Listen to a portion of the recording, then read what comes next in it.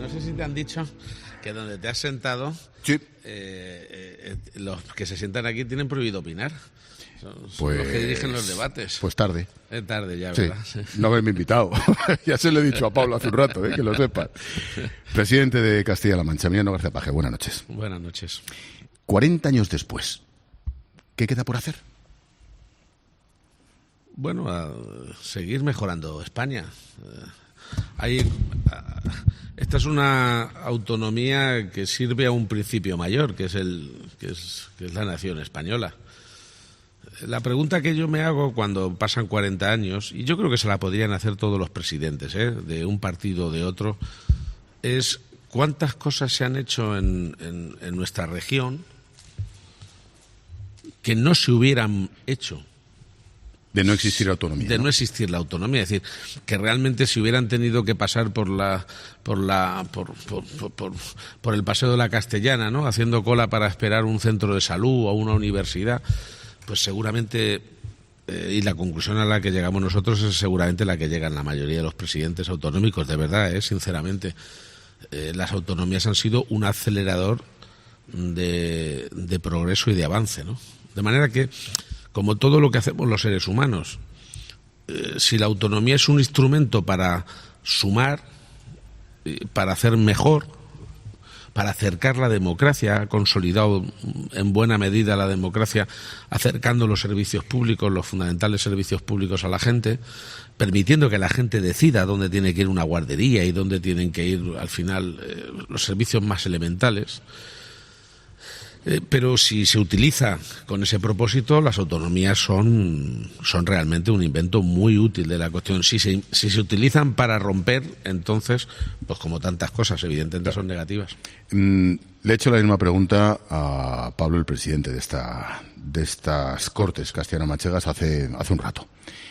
Cuando se habla de comunidades históricas y se refiere el epígrafe a Cataluña, País Vasco y Galicia, fundamentalmente, claro, cuando uno conoce un poquito esto y ves la muralla y ves la catedral y te cuentan lo del Greco y lo de Alfonso X y esa academia de infantería donde ahora mismo están, por cierto, los soldados ucranianos, sí, y ves los meandros del Tajo y ves los puentes romanos y... ¿Qué coño para historia esto, no? Bueno, hombre, yo siempre le digo a los chavales algunas veces que me toca recibirlos, que si a un chico alemán, no digo español, alemán o francés... Bueno, ya un norteamericano ya ni te cuento. Los norteamericanos vienen aquí a estudiar a la Fundación Ortega y Gasset, americanos y puertorriqueños muchos. Pero bueno, decía que si a alguien le encargaran hacer en 7 días un máster, que 7 días no es nada realmente, de la historia de Europa de los últimos 2000 años, Toledo es una ciudad perfectamente representativa, es una síntesis perfecta de lo que ha pasado.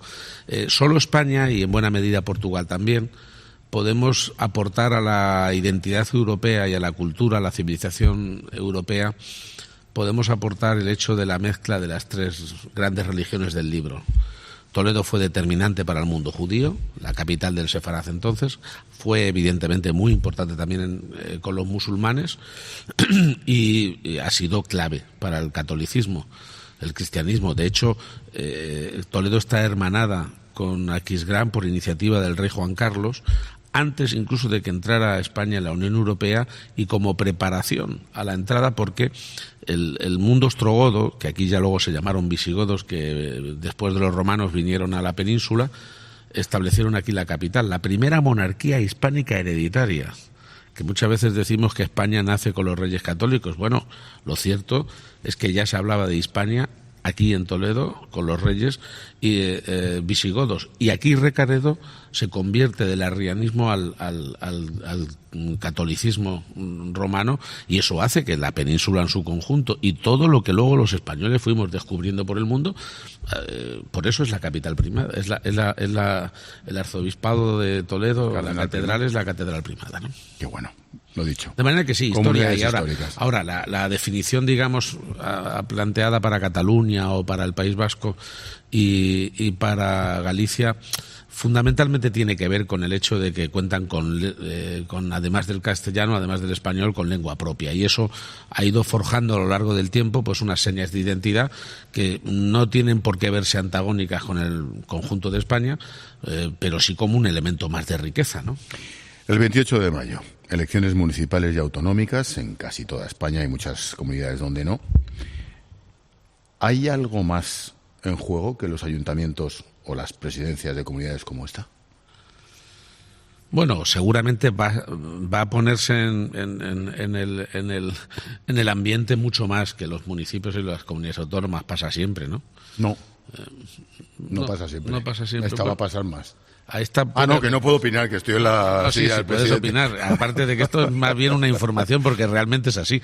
Esta vez es verdad que se nota que la sociedad española, lo decía ayer, yo creo que muy inteligentemente Felipe González, está un tanto estresada, infartada. Hay demasiada polarización y, por tanto, la única manera de evacuar, de desahogar la tensión, cuando es colectiva, con más motivo, suelen ser las elecciones. Es donde la gente expresa su opinión y, por tanto, decide como juez supremo de la democracia. Pero bueno, a la postre lo verdaderamente dramático del asunto es precisamente que lo que se deciden son ayuntamientos y autonomías. No se está decidiendo otra. Hay veces que la gente piensa que todo tiene importancia, y esto, como comprenderán, para mí es capital. Pero que hay mucha gente que se engaña cuando ves lo que ha pasado en España a lo largo de la historia democrática, que ya son 45 años, te das cuenta de que todo el mundo dice, si se ganan las municipales, luego ya en las generales, o al revés. No tiene por qué ser así. Hay casos muy sonados. Por ejemplo, en mi tierra, en Castilla-La Mancha, viene siendo ya bastante habitual. En estas me temo que va a ser todavía más. La diferencia entre el voto que obtiene mi partido aquí o cuando hay elecciones generales supera el 20 o el 25%. Es decir, es como un terremoto realmente de movimiento sísmico en meses. Yo siempre tengo grabada en la memoria un momento en la época de Aznar, que cuando se presentaba Borrell y dimitió muy poco antes. O le dimitieron. Bueno, en aquel caso dimitió por algo que hoy todo el mundo pensaría que es casi tan de broma como lo de Tamames, ¿no? ¿Cómo dimitió por algo que habían hecho? Dicen unos amigos que conocía, no sé. La realidad es que hoy es el ministro de Exteriores de la Unión Europea, y además me parece una persona con una alta capacidad. Pero bueno, a lo que voy es que dimitió. Y entonces fuimos a las municipales y autonómicas, que se presumían muy malas para el PSOE. Y sin embargo, prácticamente salieron bien. O sea, en el estado ambiente, el resumen final fue que el PSOE salió mucho mejor de lo esperado. Bien. Almunia dijo, oye, pues si no está tan mal esto, pues entonces voy yo de candidato, que había perdido las primarias. Eso pasó pues en torno a un mes de mayo. A los 10 meses, Aznar sacó 2 millones de votos sobre Almunia. Aquella operación de Almunia y frutos. Por tanto, que tampoco se crean demasiado, tampoco se crean que porque salgan bien ahora luego van a salir mal, o al revés, que luego la gente vota con bisturí. Me ha dejado una pregunta alguien que empieza en este oficio del periodismo y de la radio. Me ha dejado... Espera un momentito, ponte los cascos, Emiliano. Sí. Perdón. A ver si oigo bien, porque si no... Sí. ¿Sí? ¿Ahora sí? Perfecto. Me ha dejado una pregunta un becario de la COPE. A ver, dale, Antonio. Oye, por cierto, esta noche tengo a García Paje en la linterna. Déjame una preguntita. ¿Qué le digo de tu parte? Pues algo se me ocurrirá. ¿Qué es lo que más le disgusta de todo lo que ha hecho el gobierno? Ahí está. Bueno, probablemente lo que más me molesta, la verdad es que siempre tiene una habilidad para hacer unas preguntas de las... Probablemente lo que peor ha hecho es callarse, no lo sabe la gente, callarse por responsabilidad muchas de las cosas que a lo mejor los ciudadanos tendrían que conocer de algunos socios. Por ejemplo. Bueno, yo no soy del gobierno, por tanto tampoco lo podría contar. Pero por responsabilidad. Muchas cosas. Lo que hay detrás de algunos movimientos o de algunas sin razones. Por ejemplo, en relación con el sí es sí, ¿no? Este es un caso muy elemental, que es evidente a estas alturas que simple y llanamente quienes han preconizado la ley, que yo creo que es positiva y que iba cargada de buena intención, finalmente no tienen capacidad para hacer la más mínima autocrítica. Críticas todas las que se quieran, pero autocrítica ninguna. Y eso nos lleva pues a eso, a no estar al cabo de la calle. Sí, yo creo que a la parte del PSOE me refiero, porque cuando entiendo a Carlos la pregunta me refiero a la parte del PSOE. Que es la mayoritaria por otro lado, ¿no? En el gobierno. Yo creo que en un ejercicio de enorme responsabilidad están tragando de todo, muchos sapos. Y esto tiene un punto de bueno, desde luego es un máster en paciencia impresionante, pero tiene también a veces un punto también de temeridad, ¿no? ¿Tenía razón Pedro Sánchez cuando decía que no iba a dormir tranquilo? Pues la verdad es que no sé si duerme mejor o peor, no lo sé, pero vamos, el problema no es que los presidentes durmamos mejor o peor. Yo particularmente llevo con pastillas desde hace ya 30 años. Y con mayoría absoluta. Y eso con mayoría, no, si los problemas da igual que tengas mayoría. Bueno, se arreglan, las soluciones vienen mejor con la mayoría absoluta, pero los problemas no te piden permiso, vienen cuando vienen. Pero no creo que duerma, no creo que concilie bien el sueño el presidente del gobierno. Primero, no sé si lo puede conciliar cualquiera que esté ahí, Ya, seguramente. Habrá perdido muchas noches, Aznar, Zapatero. Hay que reconocer que estos años tampoco han sido fáciles, ni para eso ni para que hubiera estado. Recuerdo una vez una anécdota, que bueno, no es una anécdota, realmente es importante, una información que nos contaron en la época de Zapatero, y tengo que decirle que casi llorando, cuando en una sala en Europa 5 personas le dijeron al dictado lo que tenía que hacer como gobierno, que fue realmente cuando se vino pensando que casi tendría que salir corriendo de España, ¿no? Y empezó a tomar decisiones, evidentemente cumpliendo con un guión que le habían marcado, pero estaba absolutamente atravesado por esa sensación, ¿no? Y que en última instancia le terminó echando una mano Obama, el presidente de los Estados Unidos, que se ofreció a intermediar para encontrar aquella famosa llamada financiación. Es curioso, pero hay momentos en los que al final las cosas pasan por el que está arriba, por el que está en la cabeza, con lo cual eso y dormir bien no se suele llevar.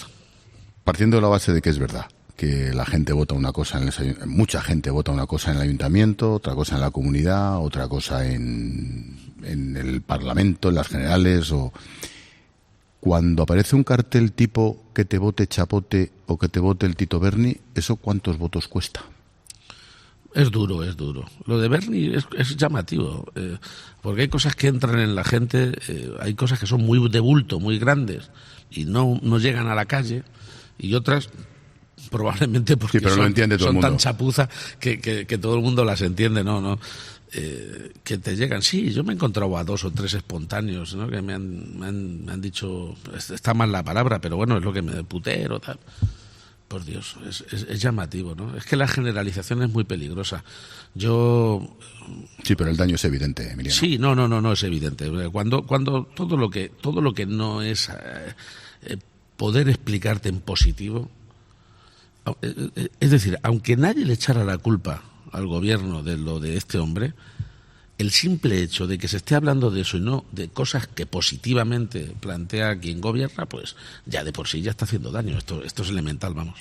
Me acompañan 2 colegas en esta tertulia, Antonio Arraez y Carmelo Encinas. Carmelo, cuando quieras. ¿Qué tal, don Emiliano? Buenas ¿Cómo noches. estás, Carmelo? Muy bien todo. Gusto saludarte, amigo. Un placer. Bueno, usted gobernó con Podemos la pasada legislatura, y que yo recuerde, a lo mejor ahora usted me corrige, no hubo mayores turbulencias. Pero estas últimas semanas, en el Gobierno de la Nación, hemos asistido a un aireamiento, yo creo que agresivo, incluso deliberado, seguro, de diferencias profundas entre ambos socios. Uno de los socios, digamos, atacaba sin ningún pudor al otro. ¿Usted sacaría del gobierno a sus socios o aguantaría hasta el final de la legislatura para no transmitir la sensación de que la coalición ha fracasado? ¿Qué haría usted en la piel del presidente? Yo es que la palabra socio es demasiado generosa quizás, ¿no? Yo creo que están de inquilinos. No sé, yo creo que no tienen un comportamiento leal. Descuento a Yolanda Díaz, que sí que me parece que tiene un comportamiento más institucional y más responsable. Se puede coincidir o no con ella. De hecho, le voy a decir una cosa. Me da la impresión que está a cuarto de hora que en vez de crearle problemas a Pedro Sánchez, Podemos se los cree a Yolanda Díaz, porque yo estoy convencido de que el objetivo es romperle al espinazo. Vamos, lo tengo políticamente hablando, ¿no? Lo tengo clarísimo. No hay nada, salta a la vista. Yo es que creo que no tienen un comportamiento leal, de manera que cuando tienes coaliciones, del tipo que sean, influye mucho la gente. Yo empecé a gobernar sin Podemos. En un momento determinado nos hicieron la vida imposible aquí, donde estamos hablando, en las Cortes. Y finalmente, pues claro, llegamos a un acuerdo por la gobernabilidad, porque además es que aquí tenemos la desventaja de que no podemos disolver y convocar elecciones, hay que esperar a que llegue la legislatura, ¿no? De manera que nos lo planteamos y yo les dejé las cosas muy claras desde el primer día. Les dije, mira, primero, gobernamos, pero aquí el presidente soy yo. Segundo, yo quiero ganaros, e incluso si puedo conseguir que no tengáis representación, es lo que quiero, que no os engañéis. Por tanto, la actitud del gobierno era, oye, hay que sumar, pero mi actitud es mayoritaria, mi actitud no es de necesitarlos. Porque el problema es cuando gobiernas con alguien que no que te importe ahora lo que hace, sino que es que además crees que tienes que ayudarle para que sigan vivos porque les vas a necesitar. Eso es dramático. Eso es dramático. No, nosotros jugamos, lógicamente, a un planteamiento diferente. De hecho, le voy a decir una cosa que me pasó. Era vicepresidente de la Generalitat en Cataluña, Junqueras. Se acordarán que ya parece que hace mucho tiempo, pero bueno, fue hace unos años. Bueno, y recuerdo que en un momento determinado el que era aquí vicepresidente, que siempre se piden cargos de estos que luego no tienen competencia ni firman papeles, el que era vicepresidente aquí, que era de Podemos, pues me acuerdo que un momento veo en previsiones informativas que al día siguiente anuncia que se va a reunir como vicepresidente de Castilla-La Mancha, con el vicepresidente de la Generalitat de Cataluña. Vaya hombre. Total, que obviamente en cuanto lo vi, lógicamente dije que eso no iba a ser así y le llamé. No solíamos hablar mucho así en directo, pero bueno, esta vez no tenía más remedio. Y le llamé y le dije, no vas a verte con él como vicepresidente de Castilla-La Mancha. Como dirigente de Podemos puedes hacer lo que quieras, como si quieres ir a título personal. Hasta ahí podría... Y empezó a porfiar, como es lógico. Que no vas a ir. Digo, no, yo lo voy a ir porque yo soy el vicepresidente. Digo, no te digo que si mañana mantienes la previsión ya no eres vicepresidente, de manera que como vicepresidente no te vas a ver. Y efectivamente cambiaron la previsión y se reunió como dirigente de Podemos. Solo faltaba que a estas alturas.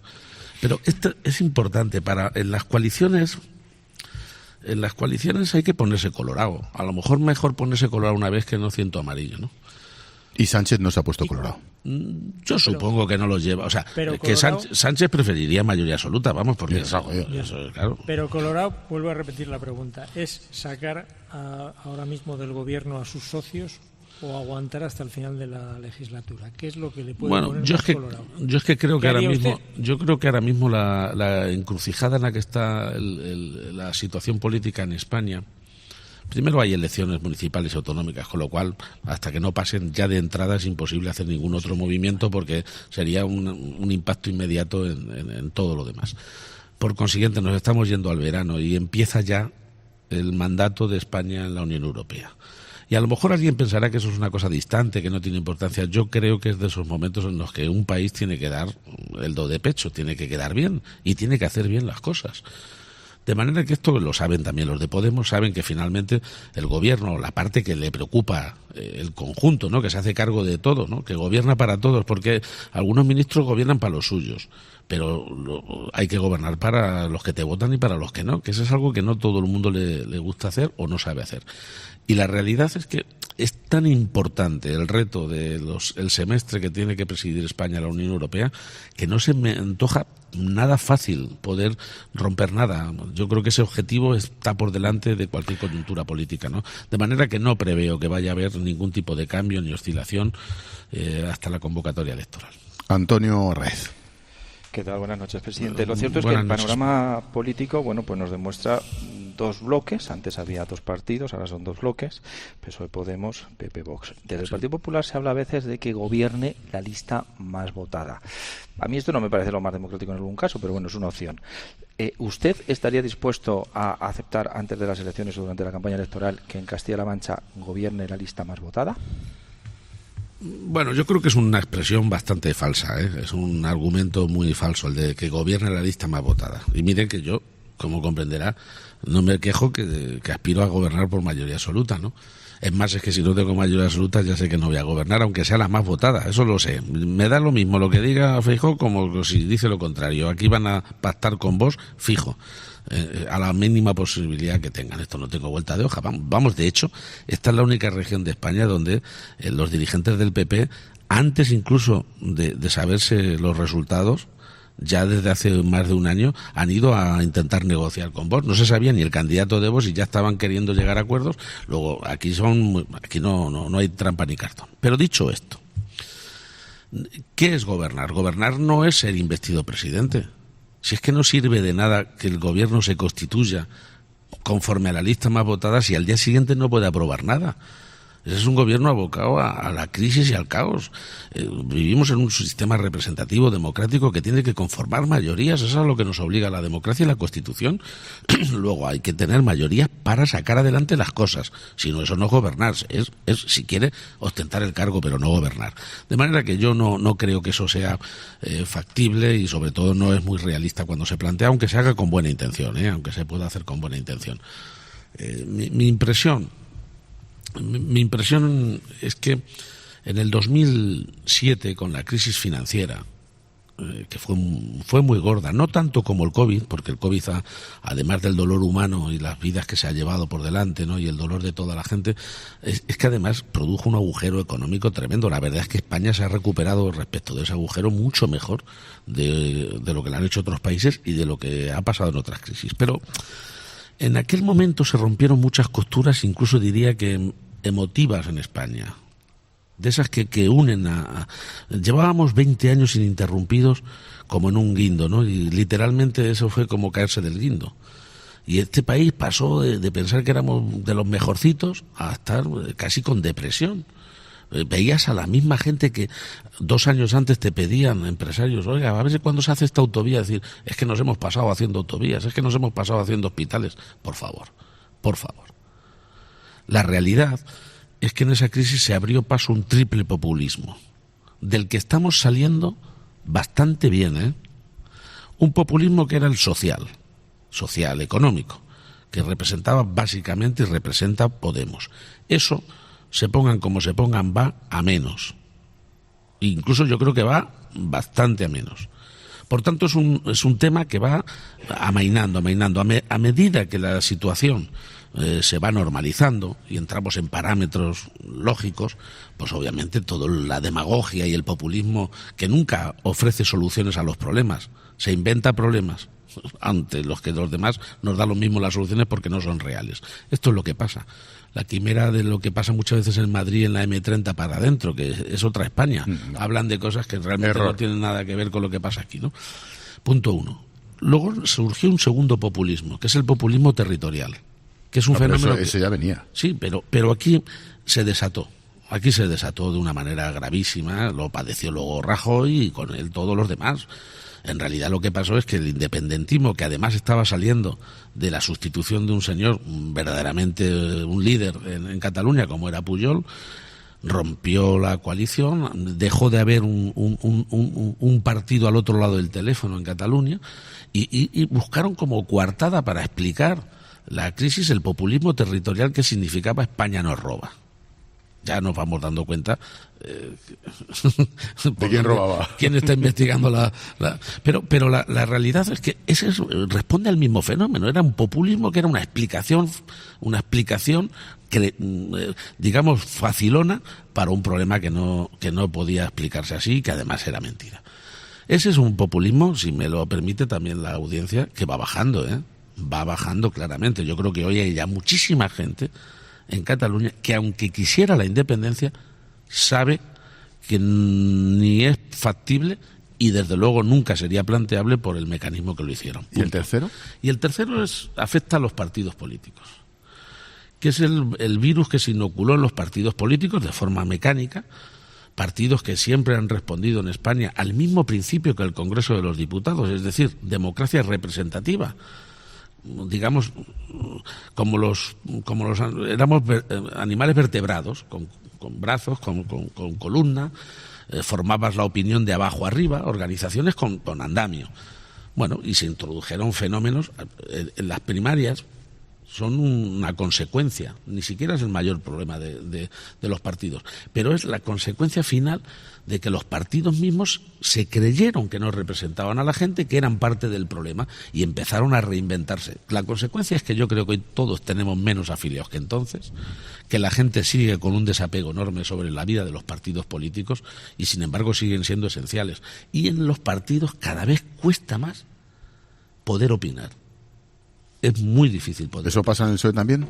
También, claro, en los partidos en general, en todos. No, pero le pregunto por el PSOE.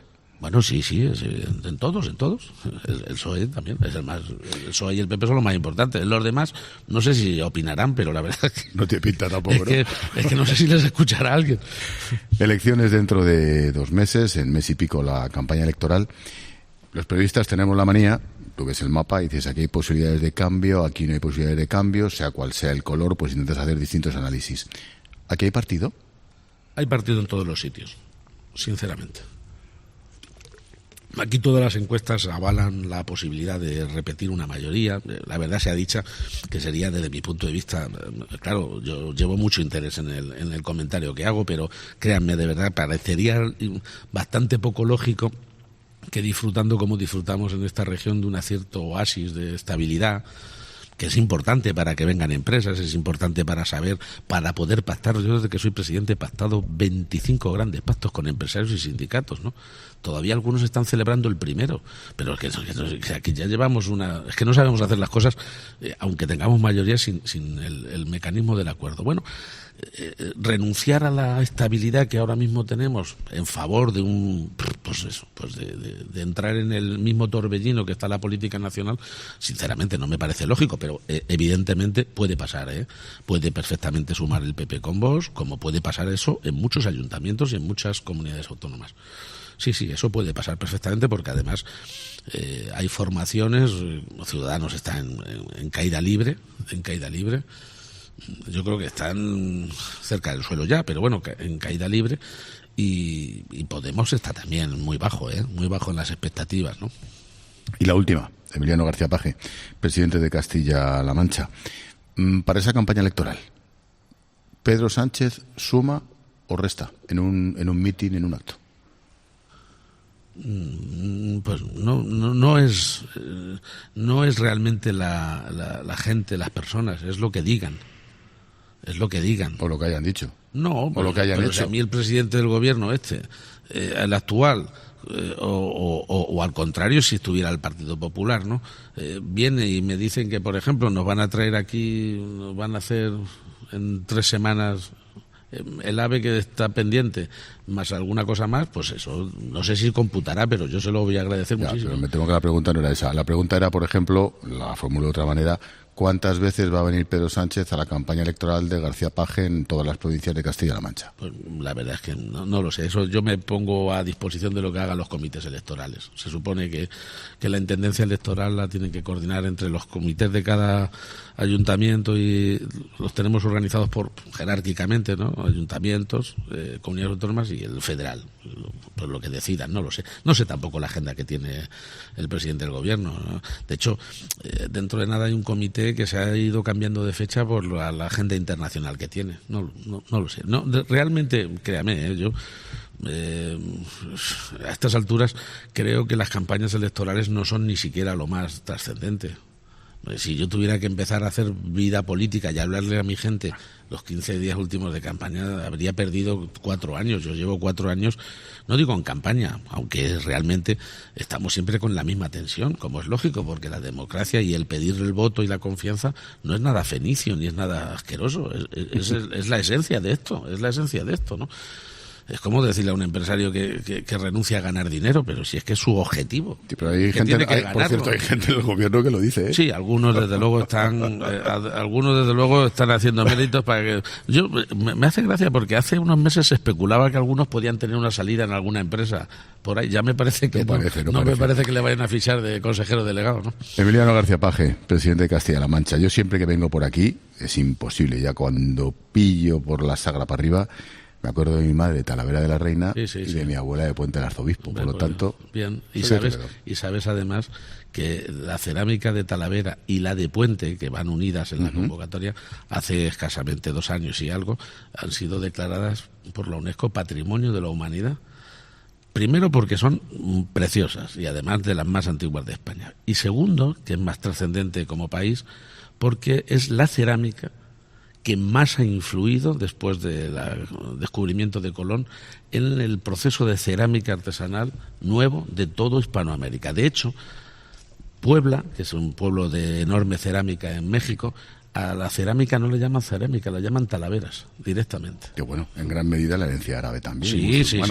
No, sí, tenemos mucho. Miren, el damasquino viene de Damasco, como su nombre, y el mazapán, que está extraordinario, aquí se hace muy bueno, pues obviamente también es del norte de África, pero bueno, es que nosotros tenemos esa acumulación de cultura, eso es riqueza. Y eso es la gran ventaja. Lo dicho, presidente, gracias. Muchísimas gracias. De verdad que es un placer teneros aquí en este 40 aniversario de la comunidad autónoma. Esta es una región humilde que vio tiempos muy difíciles cuando se tuvieron que emigrar de aquí 1 millón de personas a Cataluña, a Madrid, a Valencia, y que desde que puede decidir un poco, una parte por sí misma, ha ganado una autoestima y sobre todo en confianza en el futuro, y que además tiene muy clarito que esto es por la Constitución y que nos debemos a España, y que aquí sí que se puede decir con verdad que lo que le viene bien a España le viene bien a Castilla-La Mancha, y lo que le viene bien a Castilla-La Mancha le viene bien a España. No sé si todos en toda España lo pueden decir. Lo dicho, como en casa. Gracias, Emiliano. Muchas gracias.